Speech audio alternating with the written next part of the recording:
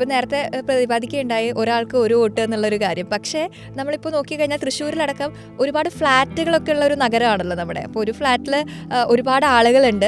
ഇവർക്ക് ഒറിജിനലി അവർ ലൊക്കേറ്റ് ചെയ്തിരിക്കുന്നത് വേറെ സ്ഥലത്തായിരിക്കും. അപ്പോൾ അവർക്ക് 2 വോട്ട് 2 സ്ഥലങ്ങളിൽ വോട്ട് ഉണ്ടായിരിക്കും. അങ്ങനെ 2 വോട്ടോ അല്ലെങ്കിൽ അതിലധികം വോട്ടുകളോ ഉള്ള ആളുകൾ ഉണ്ട് എന്നുള്ളൊരു കാര്യം നമ്മൾ ഈ അടുത്ത് അറിയുണ്ടായി. അപ്പോൾ അങ്ങനെയുള്ള അപാകതകൾ ഇത്തരം ഇലക്ഷനിൽ നിന്ന് ഒഴിവാക്കാനായിട്ടുള്ള നടപടികൾ സ്വീകരിക്കുന്നുണ്ടോ? തദ്ദേശ സ്വയംഭരണ തെരഞ്ഞെടുപ്പിൽ പ്രത്യേകിച്ച് തൃശ്ശൂർ കോർപ്പറേഷനകത്ത് ഞാൻ മനസ്സിലാക്കിയതനുസരിച്ച് മൊത്തം ഡിവിഷൻ 56 എന്ന് തീരുമാനിച്ചിരിക്കുകയാണ്. ഈ 56ലേക്കുള്ള വോട്ടർമാരെ ഡിവൈഡ് ചെയ്തിരിക്കുന്നത് ബിൽഡിംഗ് നമ്പർ, വീടിൻ്റെ നമ്പർ അടിസ്ഥാനമാക്കിയിട്ടാണ്. അപ്പോൾ സ്വാഭാവികമായിട്ടും മൊത്തം ബിൽഡിംഗ് നമ്പറിന് ഡിവൈഡർ ബൈ 56 എന്ന് ഹരിച്ചുകൊണ്ടാണ് ഓരോ ഡിവിഷനിലേക്കും ആളുകളെ തിരിച്ചു വച്ചിരിക്കുന്നത്. അല്ലാതെ മൊത്തം ആളുകളുടെ എണ്ണം അനുസരിച്ചല്ല, വോട്ടർമാരുടെ എണ്ണം അനുസരിച്ചല്ല. അതുകൊണ്ടാണ് ചില ഡിവിഷനകത്ത് 5000, 6000, 7000 വരുമ്പോൾ ചില ഡിവിഷൻ 2000, 3000, 3200 വരുന്നുണ്ട്. ഇപ്പോൾ ഞാൻ മത്സരിക്കുന്ന സിവിൽ സ്റ്റേഷനിൽ തന്നെ 55 അല്ലെങ്കിൽ 56 ഫ്ലാറ്റുകളുള്ള ഒരു സംശയം. അവിടെ വോട്ടർമാരുള്ളത് ആകെ 5 6 ഫ്ലാറ്റുകളിലാണ്.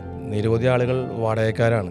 നിരവധി ആളുകൾ അവിടെ ഫ്ലാറ്റ് വാങ്ങി പൂട്ടിയിട്ട് പോയിരിക്കുകയാണ്. മൊത്തം വീട് നമ്പർ കണക്ക് കൂട്ടുമ്പോൾ വീട് നമ്പർ ഉണ്ട്, പക്ഷേ അതിനുള്ള വോട്ടർമാരില്ല.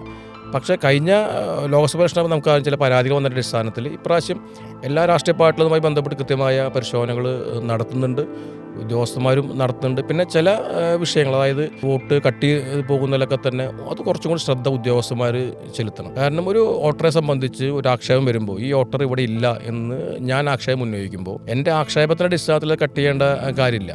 അന്വേഷണത്തിനകത്ത് സംശയമുണ്ടെങ്കിൽ പോലും അന്വേഷണ ഉദ്യോഗസ്ഥന് പൂർണ്ണമായി ഉറപ്പുണ്ടെങ്കിൽ കട്ട് ചെയ്യാം, അല്ലെങ്കിൽ സംശയമുണ്ടെങ്കിൽ പോലും കട്ട് ചെയ്യാൻ പാടില്ല. കാരണം നമ്മുടെ സംശയം കാരണം ഒരു വോട്ടറുടെ വോട്ട് പോകുക എന്ന് പറയുന്നത് ഒരു ശരിയായ നടപടിയില്ല. അതുകൊണ്ട് വോട്ടിംഗ് ചെയ്യാനുള്ള ഒരു അധികാരം ഏറ്റവും പ്രധാനമാണ്.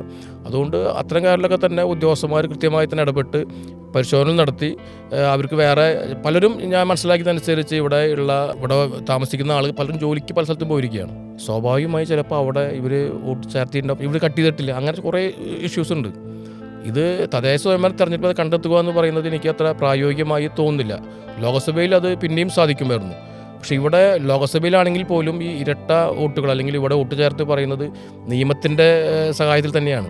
ഞാൻ നാളെ ഇവിടുന്ന് താമസം മാറി വേറെ സ്ഥലത്ത് ഒരു വാടകക്കാരൻ ഉണ്ടാക്കിയാൽ വോട്ട് ചേർക്കാൻ പറ്റും. നിയമത്തിൻ്റെ പഴുതുപയോഗിച്ചുകൊണ്ടാണ് ഇത്തരം എല്ലാ തട്ടിപ്പും നടക്കുന്നത്. ആ തട്ടിപ്പ് നടത്താൻ അനുവദിക്കില്ല എന്ന് ഉദ്യോഗസ്ഥന്മാർ തീരുമാനിച്ചാൽ ഈ പ്രശ്നം പരിഹരിക്കാവുന്നതേ ഉള്ളൂ.